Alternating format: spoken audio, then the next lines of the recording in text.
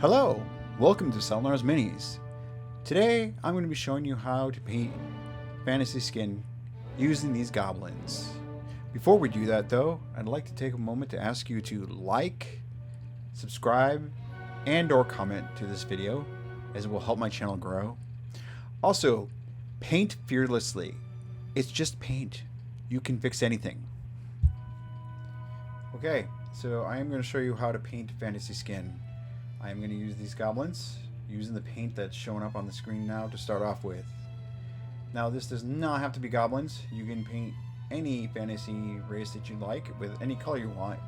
It's just knowing the steps you need to take in order to get the look you want. So you're always going to start off with a good initial base layer. This does not need to cover completely. In fact, generally I find that it takes 2 layers of paint to get good coverage.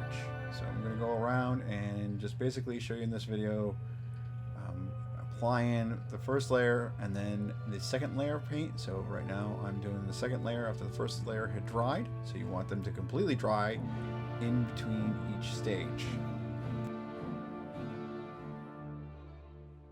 So while I go ahead and apply the second layer of paint to the skin on this model, let's talk about skin. So you're going to want to start off with some sort of base color for your skin. So for goblins, it can be some variety of green. In this case, we used a lighter greenish yellow or yellowish green, depending on your point of view.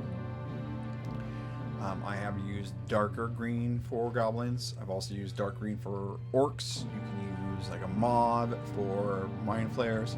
It just really depends on what you're painting and the color scheme you want to go for. But the things you need to think about after this stage is what are you going to shade it with. So in this case, when we get there, you're going to see it. I am going to use Baltan green diluted with Lamia medium, and it's going to be a 2-to-1 mixture, a 2-part Lamia medium to 1 part Beltane green. This will provide us a shade without overpowering this much more delicate yellowish green coloration on these goblins. Once you apply your shade, you're going to want to let that dry completely. Now this could be 30 to 45 minutes depending on the weather outside, how much humidity there is it raining, is it not raining. All these things play a factor, and I can't really tell you how long it's going to take. So I usually tell people between 30 and 45 minutes to let it dry completely. Once it's dried completely, we're going to return to our original color that we used on the skin. In this case, it's going to be the poisonous cloud that you saw earlier. But for now, we're going to go ahead and apply this shade to another miniature. I used 2 miniatures for this demonstration, and I will return in just a few moments.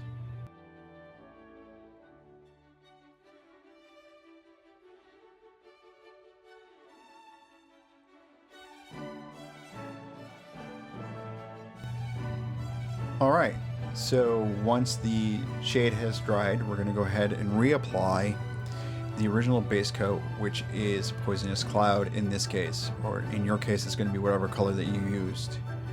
And we're going to go ahead and hit all the raised areas and leave the shade in the recesses. So go ahead and take your time, hit all the fingers, the muscle groups that are going to be hit by the light. If you have to, look down on the miniature if you're doing a zenithal type light, or look at an angle if you're doing some other light source. So just take your time and go all the way around.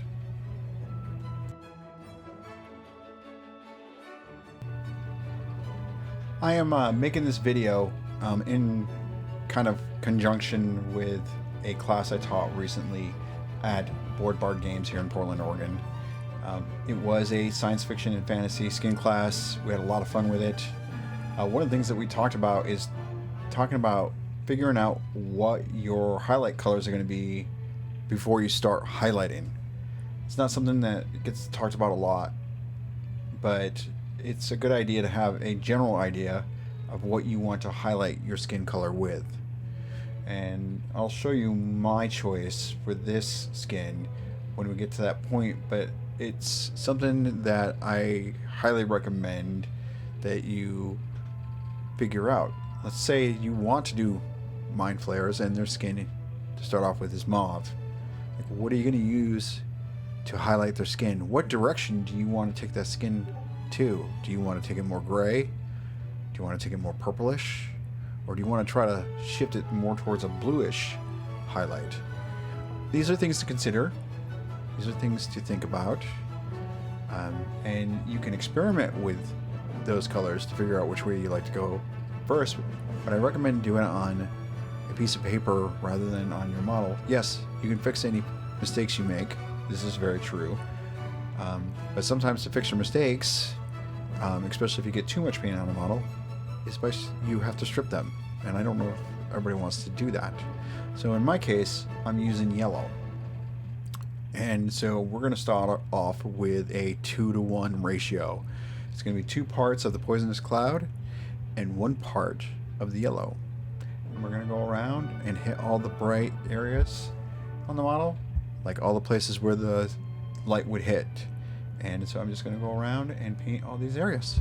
We'll be back in just a few moments.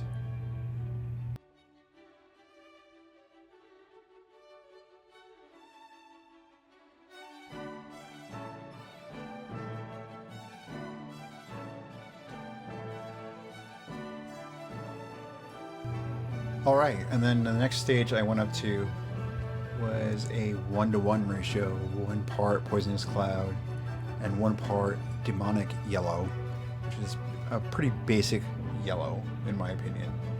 And then we're going to go ahead and hit those areas once again that we hit last time, but we're going to hit a smaller section. The idea is to kind of layer this up and try to provide as smooth of a transition as we can as we go around.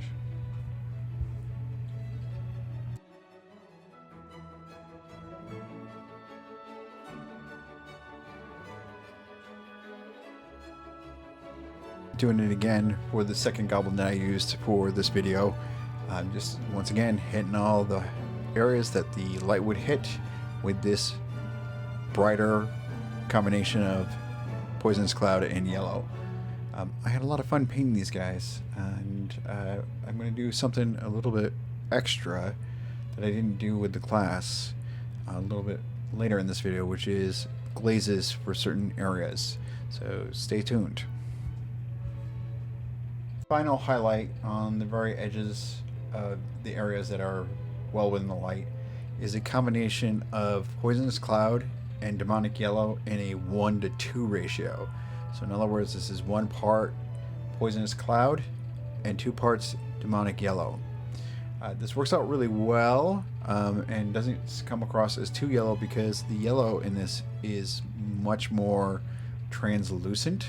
And so the greens underneath show through, but also provide that nice pop in the areas that you hit.